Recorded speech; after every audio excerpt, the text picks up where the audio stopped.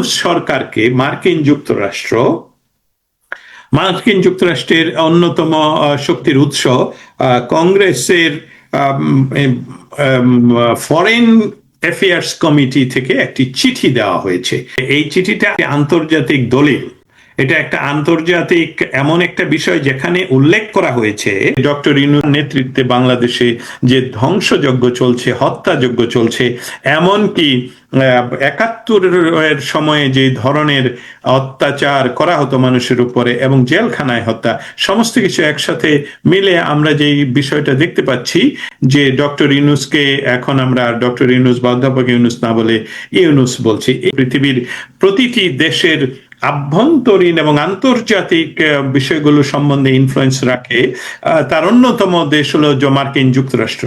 মার্কিন যুক্তরাষ্ট্রের গত যে প্রেসিডেন্ট বা গত সরকার, ডোনাল্ড ট্রাম্প আসার আগের সরকার, প্রেসিডেন্ট বাইডেনের সাথে বাংলাদেশের বর্তমান ইন্টারিম প্রধান যিনি মোহাম্মদ ইউনূস, ওনার অনেকগুলো পরিচয় অর্থাৎ টাইটেল রয়েছে, যেমন উনি ডক্টরেট করেছেন এবং উনি অধ্যাপনাও করেছেন, সেসবগুলো এখন উদ্যোগ। আপনি এই সম্বন্ধে কি জানেন?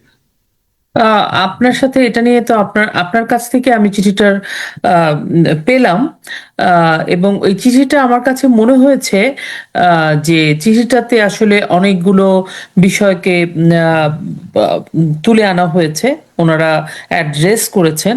তার মধ্যে প্রধান যেটা বিষয় সেটা হচ্ছে যে একটি অন্তর্ভুক্তিমূলক একটা নির্বাচনের কথা বলেছেন, এবং কোনো রাজনৈতিক দলকে নিবন্ধন বাতিল করে বা কোনো রাজনৈতিক দলকে ব্যান করে কোনো একটা এরকম নির্বাচন করা উচিত নয়। এবং ওনারা সেই জন্য 18 এবং 24-এর নির্বাচনের রেফারেন্স হিসেবে এনেছেন।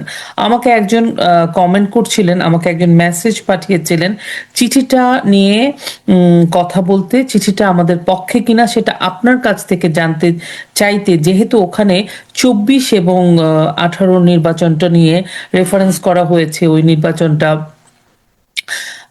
আমাদের পক্ষে, যেহেতু ওই নির্বাচনটাও বিতর্কিত ছিল এবং অনেক দেশ এটাকে ক্লিয়ারেন্স দেয়নি, সেজন্য ওনারা মনে করছেন, আওয়ামী লীগের অনেকে যে বা সাধারণ মানুষ, যে নির্বাচনটা চিঠিটা আমাদের পক্ষে যায়নি।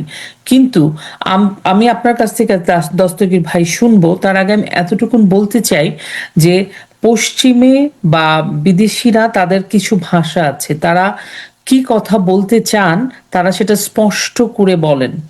যেমন ওনারা বলেছেন যে যেহেতু 18 এবং 24-এর নির্বাচনটা যে কোনো কারণেই হোক, যেহেতু অন্তর্ভুক্তিমূলক ছিল না, সমস্ত রাজনৈতিক দলগুলো সেখানে পার্টিসিপেট করে নাই, পার্টিসিপেটরি ছিল না অল পার্টি, সেই জন্য সেই নির্বাচনটাকে তারা গ্রহণ করেননি। ঠিক তদ্রূপভাবে এখনো যদি একটা রাজনৈতিক দলকে নিষিদ্ধ ঘোষণা করে আরেকটা নির্বাচন করা হয়, তাহলে সেই নির্বাচনটাও গ্রহণযোগ্য হবে না। এটা একটা রেফারেন্স হিসেবে 24 এবং 18 নির্বাচনের কথা তুলে আনা হয়েছে। এবং যেটা ওনারা বলেছেন অনেকটা ফ্ল্যাটলি বলেছেন, সেটা হচ্ছে যে কোনো রাজনৈতিক দল তো অপরাধী হয় না, অপরাধী কোনো ব্যক্তি হতে পারে, কোনো রাজনৈতিক দল নয়, সেটা ওনারা বলতে চেয়েছেন। এইখানে আমরা যদি বলি 18 এবং 24-এর নির্বাচনে কোনো রাজনৈতিক দল নিষিদ্ধ ছিল না, আমাদের কাছে বলার মতো অনেক বিষয় আছে, কিন্তু এই 25-এ এসে ওনারা রাজনৈতিক দলকে নিষিদ্ধ করে রেখেছে, সেই কথাগুলোই এই চিঠিতে রিফ্লেক্ট হয়েছে।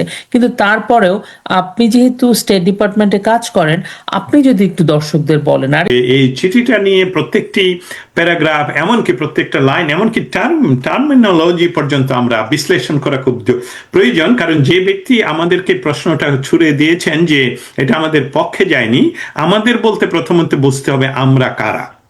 আমাদের পক্ষে যদি মনে করি যে শুধুমাত্র একটি রাজনৈতিক দল, তাহলে আমরা খুবই ভুল করব। এটা আমাদের পক্ষে বলতে বাংলাদেশের পক্ষে কিনা সেটা দেখতে হবে। আর বাংলাদেশ বলতেই আমরা গত 16 মাস ধরে দেখে আসছি বাংলাদেশের পক্ষে যে রাজনৈতিক শক্তিটা একদমই কোনো মায়া কান্না ছেড়ে দেশকে ভালোবাসেন এবং দেশের প্রতি তাদের যে কমিটমেন্ট, 71-এ তারা যেরকম মুক্তিযুদ্ধ নেতৃত্ব দিয়েছেন সেই রকম বর্তমানে বাংলাদেশের মানুষের দুর্ভোগের জন্য তারা প্রতিদিনই বিভিন্নভাবে চেষ্টা করে যাচ্ছেন। শুধু আভ্যন্তরীণ বাংলাদেশে যেহেতু তাদের কার্যক্রম শুধু অর্ডার করে বন্ধ নয়, তারা মব সৃষ্টি করে বা এমনকি আর্মি পুলিশ সমস্ত বাহিনী দিয়ে তা বাংলাদেশ আওয়ামী লীগের প্রতিটি নেতা কর্মীদেরকে অত্যাচার হত্যা করা হচ্ছে এবং 16 মাস ধরে অনেক নেতৃবৃন্দই যারা বাংলাদেশে অবস্থান করছেন তারা তাদের দেশের বাড়ি বা তাদের অবস্থানে যেতে পারছেন না। অতএব এই বিষয়টা আমি বলবো যে এটা কার পক্ষে। অতএব সেখানে যদি আমরা যেতে চাই তাহলে প্রথমে যে কাজটা হবে সেটা আমি সায়লা আহমেদ লোপা আপনাকে আমি পড়ে শোনাবো এই চিঠির প্রথম অংশটুকু। সেখান থেকে আমরা বিশ্লেষণ করে আমাদের যে প্রশ্ন যিনি করেছেন যেটা আমাদের পক্ষে কি পক্ষে না সেটা আমরা খুঁজে বের করব। আমরা বলবো না, আমরা বলতে চেষ্টাও করছি না যে এটা আওয়ামী লীগের জন্য লেখা হয়েছে, আমরা বলতে চেষ্টাও করছি না যে এটা ইউনূসের জন্য লেখা হয়েছে। তবে সার্বিকভাবে আগেই বলে রাখি, যেটা আপনার সাথে আমরা অনলাইনে গিয়ে কথা বলেছিলাম, যে অবশ্যই সেটা বাংলাদেশের জনগণের পক্ষে এবং বাংলাদেশের আগামী নির্বাচনে জন্য একটি আন্তর্জাতিক খুবই গুরুত্বপূর্ণ ডকুমেন্ট হিসাবে থাকবে। আমি প্রথমেই বলছি যে তারা লিখেছেন মার্কিন যুক্তরাষ্ট্রের প্রতিনিধি পরিষদ, যেটাকে আমরা কংগ্রেস বলি, সেখানকার বিদেশ বিষয়ক কমিটি এই চিঠি প্রাপক ডক্টর মোহাম্মদ ইউনূস, প্রধান উপদেষ্টা অন্তর্বর্তীকালীন সরকার বাংলাদেশ, প্রধান উপদেষ্টার কার্যালয়, তেজগাঁও, ঢাকা 1225 বাংলাদেশ। ওনারা লিখেছেন যে মাননীয় ডক্টর ইউনূস অথবা প্রিয় ডক্টর ইউনূস, যেভাবেই আমরা করি, এখানে লিখছেন ডিয়ার মিস্টার ইউনূস, তাহলে আমরা এটা ধরে নিই প্রিয় ডক্টর ইউনূস, বাংলাদেশের জাতীয় সংকটের এই মুহূর্তে আপনি নির্বাচনের আগে একটি অন্তর্বর্তীকালীন সরকারের নেতৃত্ব দিতে এগিয়ে এসেছেন, এটি আমরা স্বাগত জানাই। লোপা, আপনি এই সেন্টেন্সকে কি করে দেখেন? এই যে বলাটা, অন্তর্বর্তীকালীন সরকারের এটা একটা interim government for the time being, সেই সংকটকালে উনি যে এগিয়ে এসছেন সেই জন্য তাকে সাধুবাদ জানাচ্ছে। আমার কাছে এটাই মনে হয়েছে যে এগিয়ে এসেছেন বা ওনাকে এগিয়ে আসার জন্য কেউ কি ওনাকে বলছেন এগিয়ে আসার জন্য? উনি তো 71-এ এগিয়ে আসেননি, উনি তো 71-এ আগায় আসেননি, উনি কোনো ক্রাইসিসের সময় বাংলাদেশের ওনাকে দেখা যায়নি, উনি এগিয়ে চলে এসছেন এই 24-এর 5ই অগস্টের। ওনাকে তো কেউ গান পয়েন্টে বলেনি যে আপনাকে এই দায়িত্ব নিতেই হবে। তার মানে কি, কারা কিভাবে উনি আগায় আসলেন? এখানে ওনাকে আগায় দিলেন। কিন্তু কংগ্রেস বলছে, মানে এই উপকমিটি ওনাকে বললেন যে আপনাকে এই জন্য স্বাগতম জানাচ্ছি যে এই রিস্কি একটা কাজ আপনি হাতে নিলেন, যেটা অনেকেই ইচ্ছা করেই নেয় না রাজনীতিবিদ না হলে। এটাই আমারও মনে হচ্ছে যে এটা একটা ইঙ্গিত যে আপনি যেহেতু শব্দটা দুইটা বিষয় বলতে পারে, আপনি যেহেতু সাহসিকতা দেখিয়েছেন এই জন্য অথবা ধৃষ্টতা দেখিয়েছেন। এরকম একটি কমপ্লিকেটেড, রাজনীতিবিদরা কেন রাজনীতি করে সেটা রাজনীতিবিদরা নিজেরই জানেন, কারণ তারা কিন্তু উভয় মানে শাখের করাতে থাকেন সবসময়।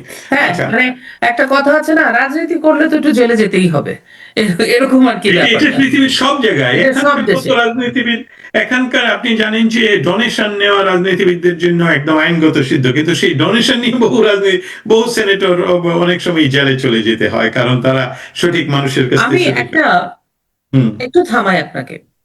আমাকে একজন আমার খুব কাছের মানুষ, উনি আমাকে মেসেজ করছেন, উনি আওয়ামী লীগের, আমি নাম বলতে চাচ্ছি না।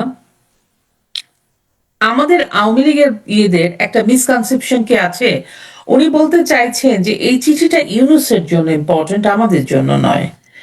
হ্যাঁ, আমাদের মানে আওয়ামী লীগের জন্য, যেহেতু এই মুহূর্তে নির্বাচন এবং আমরা চাই ফ্রি ফেয়ার ইনক্লুসিভ নির্বাচন। কেন আমরা আমরা আওয়ামী লীগ না করেও নিজেদেরকে আওয়ামী লীগে ফেলছি? কারণ আমরা তো বাংলাদেশের জন্য, বাংলাদেশের মানুষের জন্য কাজ করছি।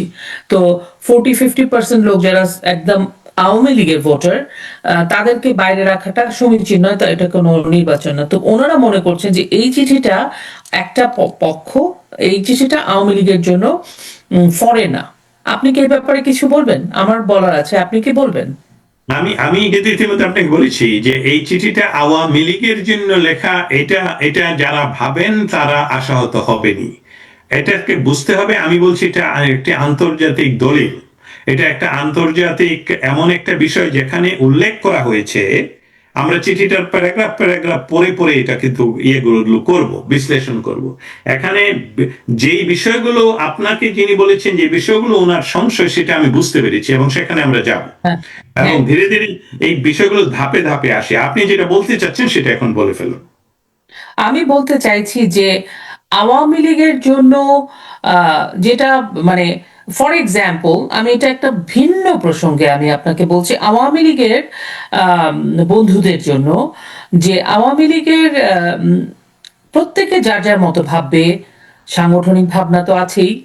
উম, যখন নাকি নুরুল কবিরের কে অ্যাটাক করা হলো, নুরুল কবিরের চুল টেনে ছিঁড়ে ফেলা হলো, বা এরকম খুবই ভাবে আক্রান্ত হলেন মবের দ্বারা, তখন কিন্তু আওয়ামী লীগ আমাদের ফেসবুকে ফ্লাডেড হয়ে গেছিল। আমরাও নিজেরাও তিরস্কার করেছি নুরুল কবিরকে।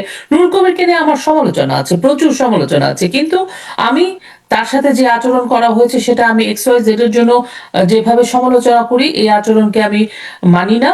আমি ধিক্কার জানাই, নুরুল কবিরের বেলায়ও জানিয়েছি। এটা যখন আমি ফেসবুকে জানিয়েছি, আমার অনেক আওয়ামী লীগের বন্ধু আমাকে পছন্দ করেনি কথাটা, যে আপনি কেন নুরুল কবিরকে বলছেন যে কারোর জন্য এটা করা উচিত নয়, আপনি সবসময় এটা করেন।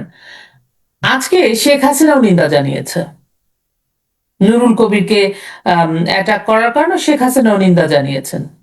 খালেদা জিয়ার জন্য আমি বলেছিলাম, আমার সাথে আপনারা জানেন, আমার পারিবারিক পরিচয় জানেন, সেটা ঊর্ধ্বে উঠেও আমি বলেছি যে উনি একজন এতবারের, তিনবারের আমি আপনাকে একটু স্টপ করি এখানে, জি, শায়লা জি। আহমেদ লোপা। আমি আপনাকে যেভাবে জানিয়েছিনি, আপনাকে একজন সজ্জন মানুষ এবং আপনি বাংলাদেশের প্রেমী, বাংলাদেশের বিভিন্ন বিষয় নিয়ে আপনি আমাদের মতন আপনি যেটা বলেন আর কি, যে আপনি সাংবাদিক নন, কিন্তু সাংবাদিকের সাংবাদিক আপনি। আপনি আমাদের বিশ্লেষণগুলো আবার বিশ্লেষণ করেন।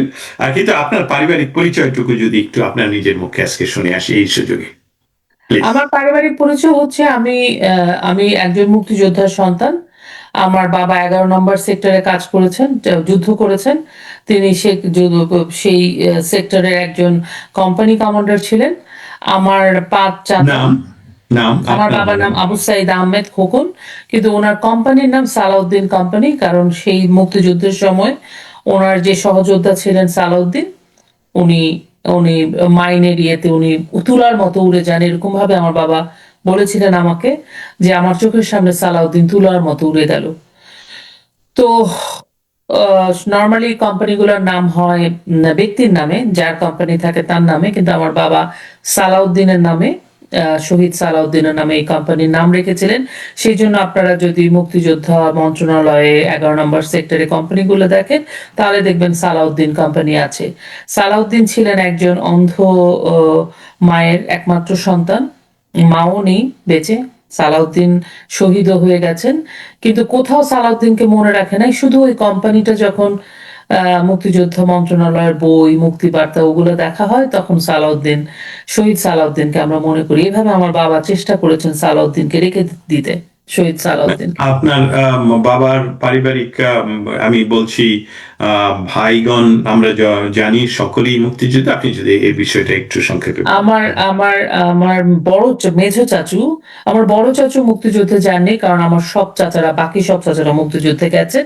সেই জন্য বড় চাচু, আমাদের যেহেতু অনেক বড় পরিবার ছিল, সেজন্য বড় চাচু মুক্তিযুদ্ধে যাননি। উনি পরিবারের সাথে থেকেছেন। পরিবারের উপর দিয়ে অনেক বিপদ গেছে, সেটা আমি আর না যাই। তো আমার বড় মেঝো চাচু, উনি বীর মুক্তিযোদ্ধা, আবু ইউসুফ খান। উনি হচ্ছেন বীর বিক্রম।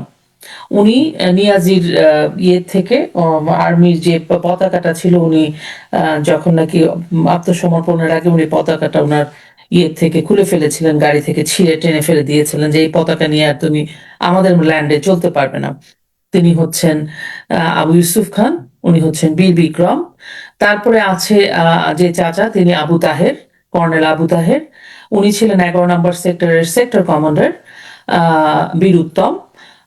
উনি উনি মুক্তিযুদ্ধে উনিও ওনার পা হারিয়েছেন, কিন্তু উনি যুদ্ধ চালিয়ে গেছেন। উনি হচ্ছেন বীর উত্তম। তারপরে ডক্টর আনোয়ার হোসেন, তিনিও একজন মুক্তিযোদ্ধা। তিনিও সম্মুখ যুদ্ধে উনি কর্নেল তাহেরের যত নথিপত্র, যত কাজ, যত লেখালেখি, সমস্ত কাজ কর্নেল তাহেরের সাথে উনি করেছেন, এবং উনি পুরা 11 নম্বর সেক্টরের রিসার্চ ভিত্তিক সমস্ত কাজ এবং সম্মুখ সারিতে মুক্তিযুদ্ধে তিনি অংশ নিয়েছেন। তিনিও একজন মুক্তিযোদ্ধা। তারপরে এক চাচা ওয়ারাসাত হোসেন বেলাল, উনি বীর প্রতীক, উনিও একজন মুক্তিযোদ্ধা। যখন কর্নেল তাহেরের পাটা উড়ে যায় মাইনে, তখন উনি ওইখানে উনিও ছিলেন। ওনারও কিছু হতে পারতো, হয়নি।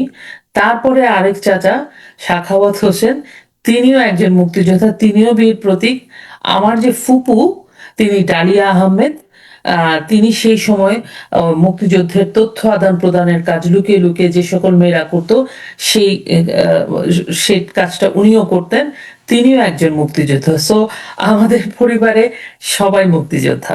আমরা একটা মুক্তিযোদ্ধা পরিবার বলতো তখন, যে এই সেক্টরটাকে ব্রাদার্স প্লাটুন, কারণ এখানে সব ভাইরাই মুক্তিযোদ্ধা। এই জন্য 11 নম্বর সেক্টরের আরেকটা নাম ছিল, সেটা হচ্ছে ব্রাদার্স প্লাটুন। এখানে সব ভাইরাই মুক্তিযোদ্ধা এবং সব মুক্তিযোদ্ধারা একে অপরের ভাই ভাই।